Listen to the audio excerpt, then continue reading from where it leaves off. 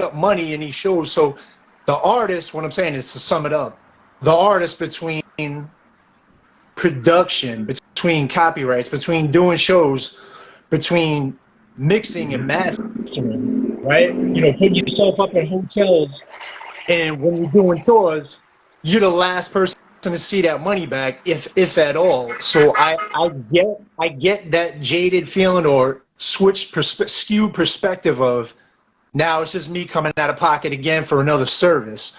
But what I realized, like, I had to change my perspective that this is a service for me. You know what I'm saying? Like, straight up, I believe in my music. I told you this. So this is a return on my investment, if anything. I don't get anything back from beats, from paying dues for shows, from anything, straight up. And I have a soundproof booth of my own. So there's things you could do as an artist, y'all. Like, salute first off for doing this. If you know what I mean, everybody doing it. It's not a game. It's not a joke. And if this is a passion, and like you want to do this with your life, it's a blessing, bro. So I had to change my perspective, man. I had to change my perspective, and I can't skip the process. I'd like to say that, you know, because videos, man, video production, that's another one. You know, that's huge. Recording, that's those, you know. So I try to say, well, I put all this money up. When am I getting mine? But the bottom line is, if anybody been in this for a minute or did their research or read books or, God willing, got somebody to put you under their wing and teach you a little something, we're the last one to see the money, but you can invest. And I believe it, bro. Like, what I'm saying is, like, I'm here to prove something to put in. Like, the views are starting to come up. The algorithm, it's like it takes a while. It takes a while, man. And I know, and I can't skip the process. And I was never trying to skip the process. But as an artist, what I want to say to y'all is, like, I get that y'all feel jaded, man, because it's like we're the last to see the money, but you can't skip the whole process. So, the budget for the videos, for the, for everything, bro. But this is like, this is something that gives back. This is why I tell artists to focus on the song that gives you the chills. Don't release music that don't give you the chills, because you don't have the money to be putting it into production if you don't have it. Like, most artists don't have the money to be recording, to be doing shows, to be doing videos and XYZ before they push a song. This is the ideal way an artist should use their money.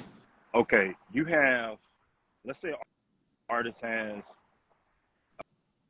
$1,000 a month in disposable income. After all their bills, they got between $1,000 and $2,000 a month. That includes their wants. That's if they didn't go to fast food, if they ain't got weed or cigarette addictions and drinking and clubbing. I'm talking about bills.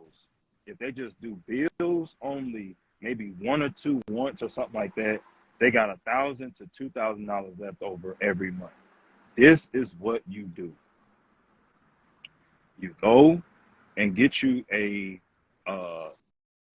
voice recorder on your phone, and you pick out some beats that you like. You record or you write down lyrics, and you just rap over them and get a vibe. That don't cost no money. If you got Instagram, if you got Facebook, if you got YouTube, you can start putting those snippets online and just throw them out there to see what people think. That don't cost no money. Based on the snippets, which one people like, you go and take that beat, you record that beat, you release that song, and you put, and whatever it takes to record, usually it's gonna tie you probably like 2 hours, $35 an hour, $40 an hour, something like that. Mix and master, $100. That should cost you about $200. Video, $300, $500. Take the rest of the money and market the video. That's it. Release that video, market that video for 2 to 3 months. In between that time period, did you go back to the studio? No. Did you shoot another video? No. You took your phone and them beats and you rapped over that, and you voice recorded it to hear yourself, or you talk over it, whatever. You got some free little software, because right now you're doing the Sam's Club thing? What is the Sam's Mm. Club thing? You giving people samples, bro. You're not taking the whole budget and going to record something that people don't even like, or you just making too much stuff. It's like a restaurant with too much stuff on the menu. Right. You sampling right now. You snippet sampling. You just taking something free, recording over it, putting it on social media. Bam, it's free. Take 30 seconds of a beat, 15 seconds of a beat. That's how you do that. Once you got a song that people like, yo, that's the one. Release that one. Release that one. That's Right. when you go to the studio, record that song, record the video, and you start to buzz the song. Buzz the song. So if you got $1,000 to $2,000 a month, the first month you're gonna spend $500, and you got another $500 to $1,500 left.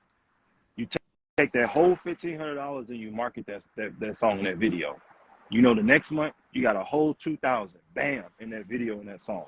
The third month you got $2,000 or whatever your disposable income is, bam. What is the bam doing every month? You're getting, at least with a budget like that, you at least cracking at least 50,000 to 100,000 views. Somewhere around there, depending on if, you know, depending on this, it just depends. Somewhere you're getting in the tens of thousands is my point. What is going to happen after that point? People are going to know you by that song. Right. What is the powerful thing about somebody knowing you by that song? They start talking about you because they hear a song. Nobody knew about Tupac by listening to an album. They knew about Tupac because they heard a song. You can't release a project without people knowing the song. If you don't have a song that people know, I'm F-R-E-E, you don't know her album. Nobody knows her album. You know the song. That's Glorilla. Now you know her name. Now you know the song. Don't release a project until people are saying when the project comes. Don't release another song until people say, yo, when you dropping something new. Why? Because you won't waste money. Number two, you are now connected to your fans, so you know what to feed them. That's how you do it. And you building up anticipation. I like the fact that you stated about the survey. Like, okay, give them little samples. You will never see this on YouTube. Let me clarify this.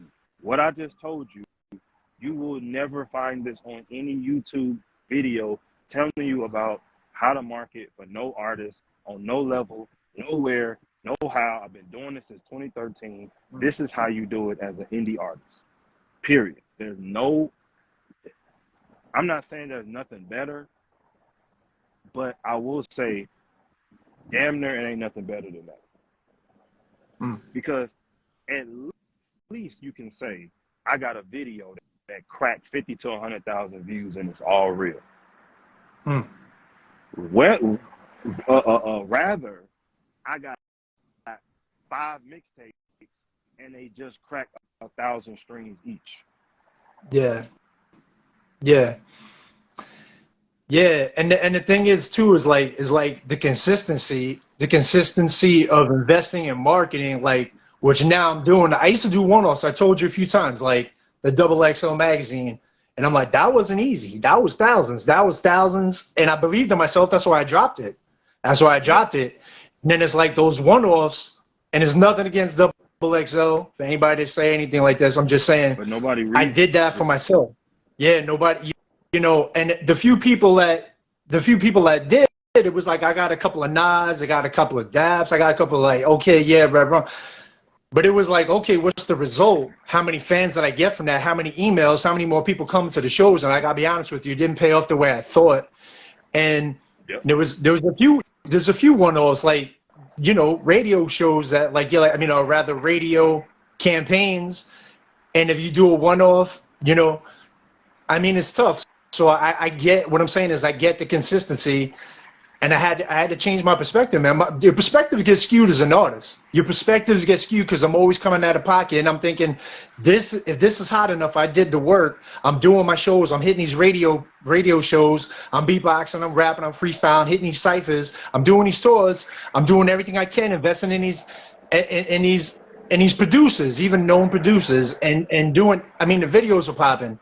Bottom line is, I'm thinking like, if I'm doing that work, my work ethic is going to show. But the bottom line is like me taking all that and just hiding it behind this sofa right here because nobody hears it, nobody sees it. So that's where I get where you come in. So, I just want to acknowledge you right now. You know what I'm saying? So Yep. it's what I want to say. If anybody, real quick, like any artist listening, man, before you hit, if you're paying for recording time, man, listen, memorize your lyrics. If you like to go off the top and do like a, Jackie Gleason, and you do the 1-0, fine, man. For everybody else, and that's dope too. But for everybody else, man, memorize it, and even to the point where you're getting your emphasis. So you're memorizing it one, and you're getting memorizing it to the second level where you're getting your emphasis down. By the time you hit that booth, you ain't wasting time memorizing it in the booth and getting your delivery down. You know, $1 million worth of game. The thing about that, bro, you got to pay to be on there. Would I pay to be on $1 million worth of game? And I would want to get a little bit more things under my belt, but my information is still pure. I might not have the credentials of an industry person or industry whatever, but I'm saying all facts though. Everything I'm saying is facts. Everything I'm saying is facts. But they saying the same stuff I'm saying, but I've been saying this since 2013. But yeah, what you're saying though, man, is definitely, you definitely giving the people information that as an artist need to understand, because you're a client, so you know the videos that I have in the playlist. Right. You see the results in the videos on how to budget and how to do this and how to do that. You have those videos. The reason why I make those videos is because I can't talk to everybody. You know what I'm saying? And every day, I have to document, just like this live, people are going to see the recap. I got to document this stuff so when people go in the archives and they can see, like, okay, that's how you do this, that's how you do that. Okay. So when I'm live or when I make these videos, I try to give as much information as I can, and I try to put it in a way that people can get a whole new perspective that you're not going to get in the mainstream. This is the real stream. This is the real shit. So if you ever hear somebody say real stream, you heard it here first. This is the real stream. This ain't indie. This ain't mainstream. See, indie is a way for you to get taken advantage of. You know what I'm saying? Oh, I'm an indie artist. I'm a local artist. Yeah, you finna get taken advantage of. When you mainstream, you can take advantage of people because you got a name. What is real stream? To me, that shit is, to a certain degree, an artist who understands I got to build a fan base one by one at a time. If I could build a fan base one at a time, and I can get 1,000 people paying me $20 or 100 people paying me $100, I could possibly supplement my income. Right. Okay. This is the real information. This is not spend $5 a day on a Facebook ad and target a foreign country and get on just get on playlists. Just get on a bunch of playlists, guys. Bruh, it don't work like that. If they're not telling you what to do with your money, it don't matter about none of that stuff. It first starts off with budget allocation. Because you can do $5 a day. You could do I'm real disrespectful. I call it feed the children budget. It's just real disrespectful. But what I mean by that is people, because artists come to me and be like, yo, man, they told me I could spend $5 a day and $10. You know what I'm saying? Like I'm targeting this country, that company, da. No, bro. That's not how the Drake doesn't do that, bro. Stop it. That don't work.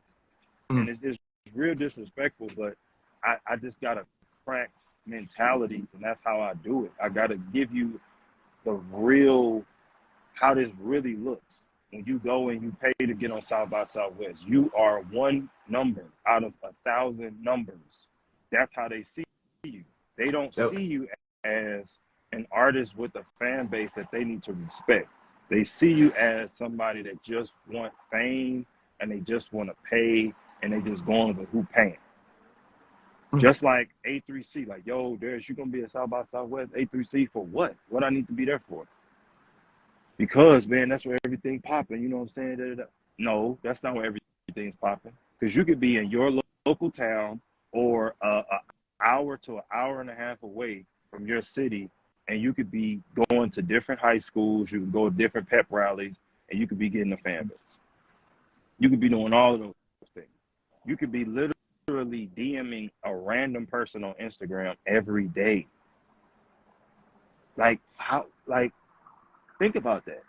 Think about if you was to DM 10 random people on Instagram every day, genuinely starting a conversation with them, and then you bring them into your music. Not sending them a link, actually having a conversation. What could that do?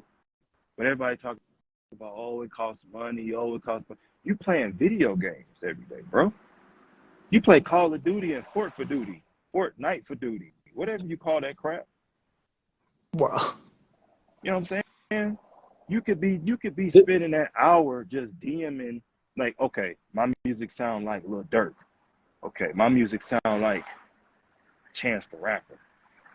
Let me go to Chance the Rapper comment section and let me just DM Chance the Rapper followers. You know what I'm saying? And connect with them and let them know my music is similar. Bro, that don't cost no money. Yep. So when people be like, oh man, it costs too much. What are you doing free? On top of everything I'm saying.